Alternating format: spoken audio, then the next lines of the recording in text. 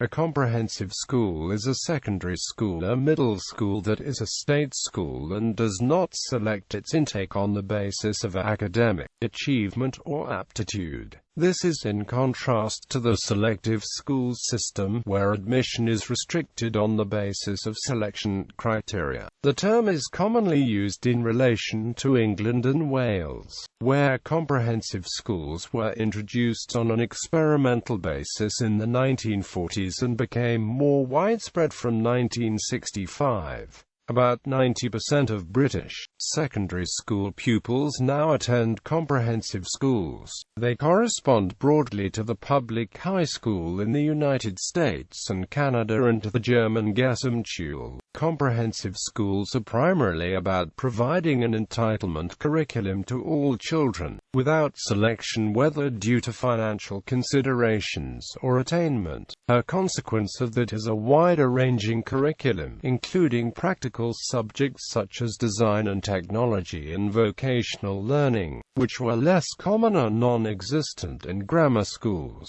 Providing post-16 education cost-effectively becomes more challenging for smaller comprehensive schools, because of the number of courses needed to cover a broader curriculum with comparatively fewer students. This is why schools have tended to get larger and also why many local authorities have organized secondary education into 11 to 16 schools, with the post-16 provision provided by sixth form colleges and further education colleges. Comprehensive schools do not select their intake on the basis of academic achievement or aptitude, but there are demographic reasons why the attainment profiles of different schools vary considerably. In addition, government initiatives such as the City Technology Colleges and Specialist Schools programs have made the comprehensive ideal less certain. In these schools, children could be selected on the basis of curriculum aptitude related to the school's specialism, even though the schools take quotas from each quartile of the attainment range to ensure they were not selective by attainment. A problem with this is whether the quotas should be taken from a normal distribution or from the specific distribution of attainment in the immediate catchment area. In the selective school system, which survives in several parts of the United Kingdom, admission is dependent on selection criteria, most commonly a cognitive test or tests. Although comprehensive schools were introduced to England and Wales in 1965, there are 164 selective grammar schools that are still in operation.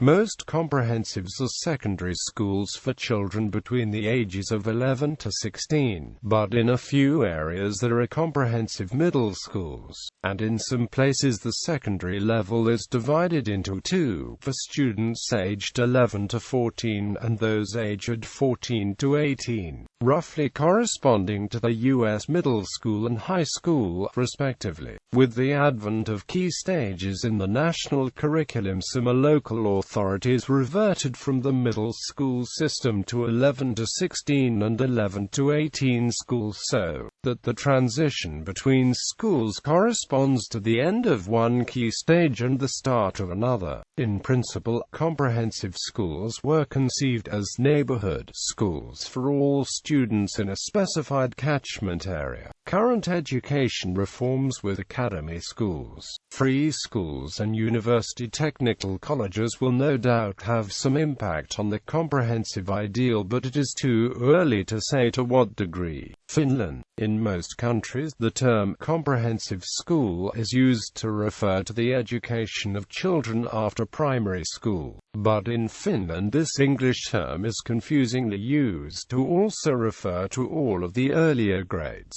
Finland has used comprehensive schools after 5th grade since the 1970s. Until the 1970s, some children stayed on in the primary school until the end of the 6th grade, whereas others left after the 4th grade to go to a school whose higher grades were called Lukio and prepared them for tertiary education. Since the 1970s, everyone has been required to complete the same 9 grades of Peruskulu for the ages of 7 to 16. This change was modelled on the British Comprehensive School, which goes from the ages of 11 to 16.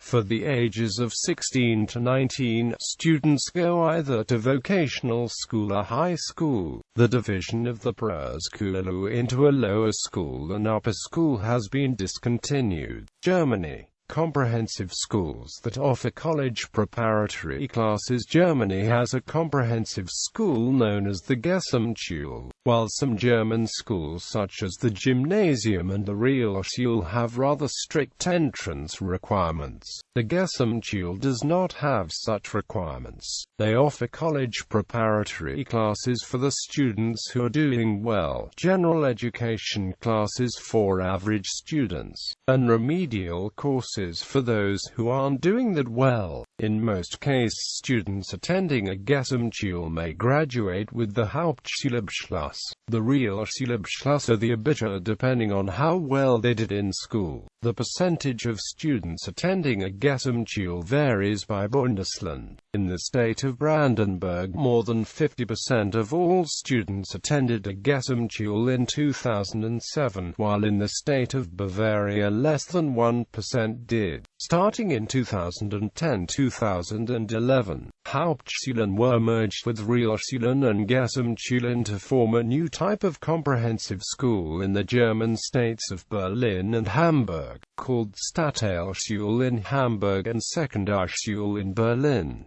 Comprehensive schools that do not offer college preparatory classes. The Mittelschule is a school in some states of Germany that offers regular classes and remedial classes but no college preparatory classes. In some states of Germany, the Hauptschule does not exist, and any student who has not been accepted by another school has to attend the Mittelschule. Students may be awarded the Hauptschulabschluss of the Mittlere Reife but not the Abitur. Controversies. There is some controversy about comprehensive schools. As a rule of thumb, those supporting the Left Party, the Social Democratic Party of Germany and Alliance 90, the Greens, are in favor of comprehensive schools, while those supporting the Christian Democratic Union and the Free Democratic Party are opposed to them. Grade inflation. Comprehensive schools have been accused of grade inflation after a study revealed that gymnasium senior students of average mathematical ability found themselves at the very bottom of the class and had an average grade of 5, which means failed. Gesamtschule senior students of average mathematical ability found themselves in the upper half of the class and had an average grade of 3+.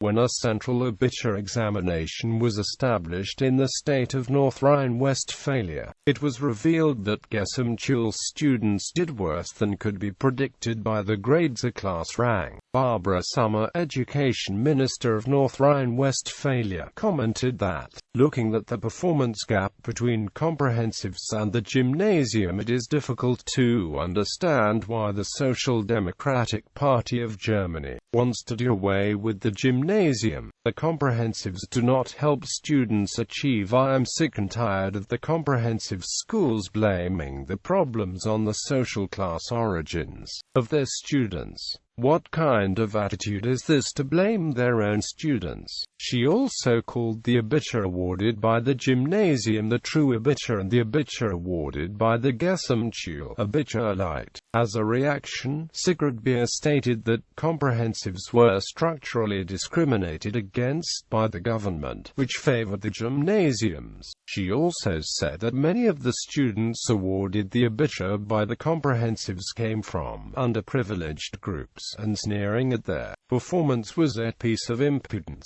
Unfairness. Gesamtschulen might put bright working-class students at risk. According to several studies, it could be shown that an achievement gap opens between working-class students attending a comprehensive and the middle-class peers. Also, working-class students attending a gymnasium or a Realschule outperform students from similar backgrounds attending a Gesamtschulen. However, it is not students attending a Gesamtschulen, but students attending a Hauptschule who perform the poorest. A study by a group of researchers around Helmut Fendt, an Austrian professor of pedagogy and proponent of comprehensive schools, revealed that comprehensive schools do not help working-class students in the long term. The researchers compared alumni of the tripartite system to alumni of comprehensive schools. While working-class alumni of comprehensive schools were awarded better school diplomas,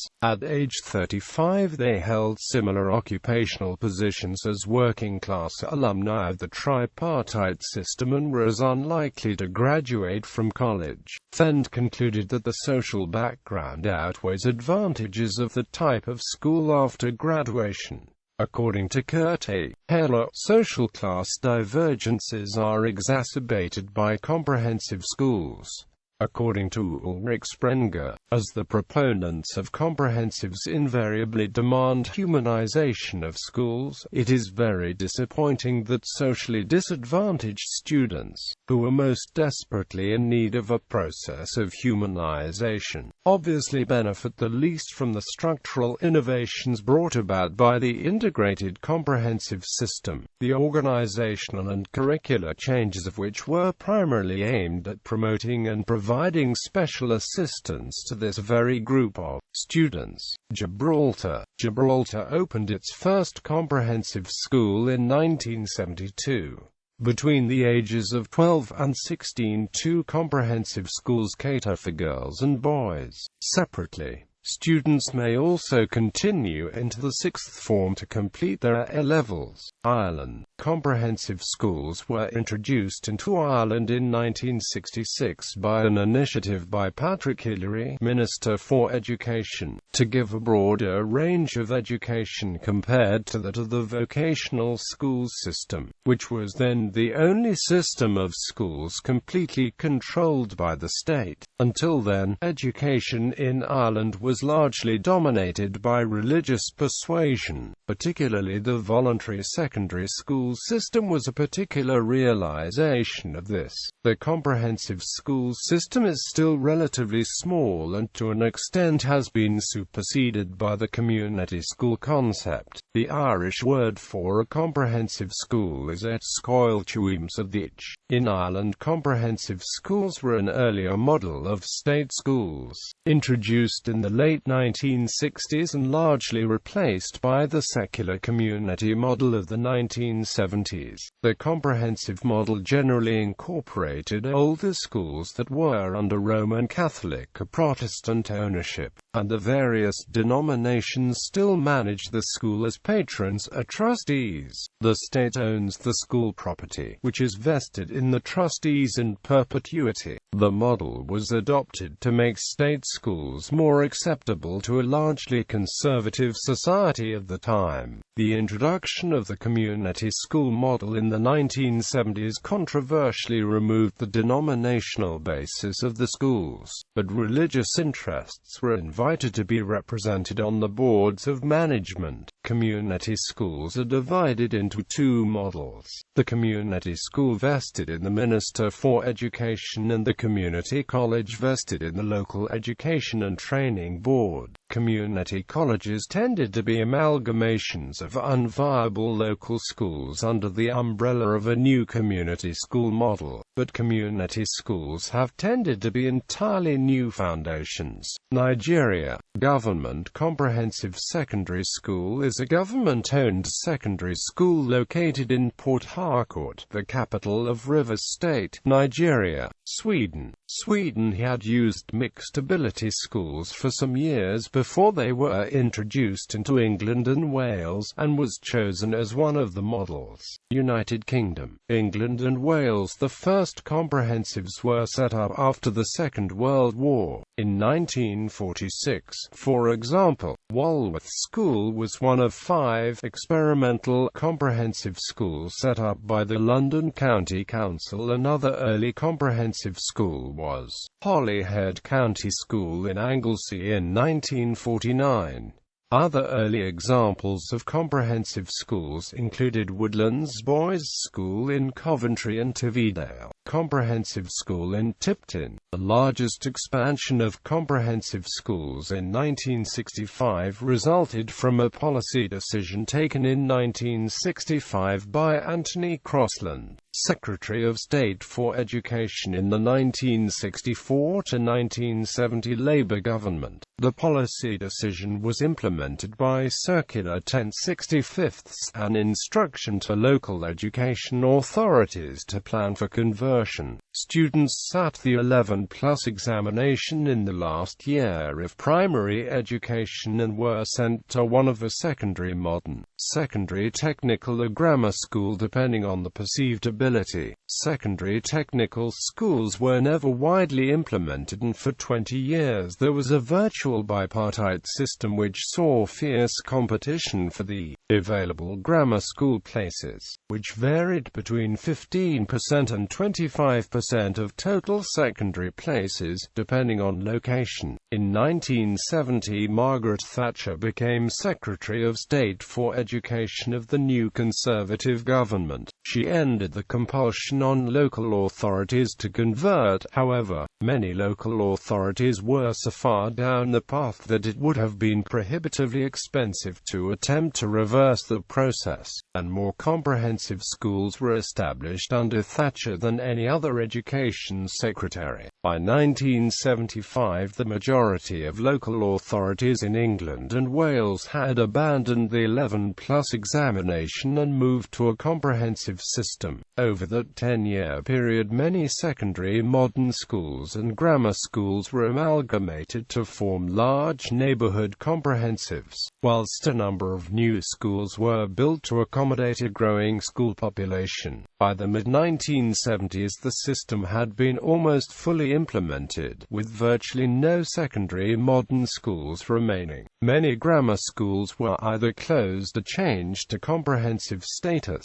Some local authorities, including Sandwell and Dudley in the West Midlands, changed all of its state secondary schools to comprehensive schools during the 1970s. In 1976, the future Labour Prime Minister James Callaghan launched what became known as the Great Debate on the education system. He went on to list the areas he felt needed closest scrutiny: the case for a core curriculum, the validity and use of informal teaching methods, the role of school inspection, and the future of the examination system. Comprehensive school remains the most common type of state secondary school in England, and the only type in Wales. They account for around 90% of pupils, or 64% if one does not count schools with low-level selection.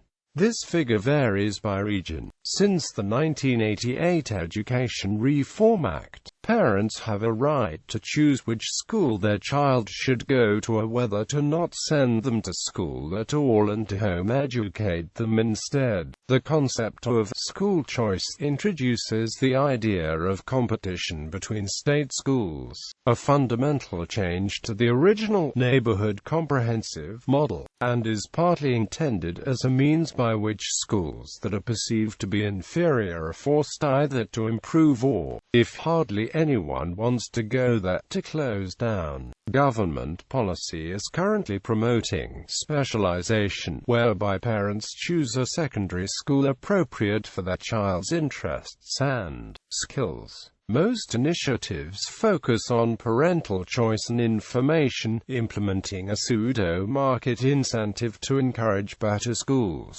This logic has underpinned the controversial league tables of school performance. Scotland has a very different educational system from England and Wales, though also based on comprehensive education. It has different ages of transfer, different examinations, and a different philosophy of choice and provision. All publicly funded primary and secondary schools are comprehensive. The Scottish Government has rejected plans for specialist schools as of 2005. Northern Ireland education in Northern Ireland differs slightly from systems used elsewhere in the United Kingdom, but it is more similar to that used in England and Wales than it is to Scotland.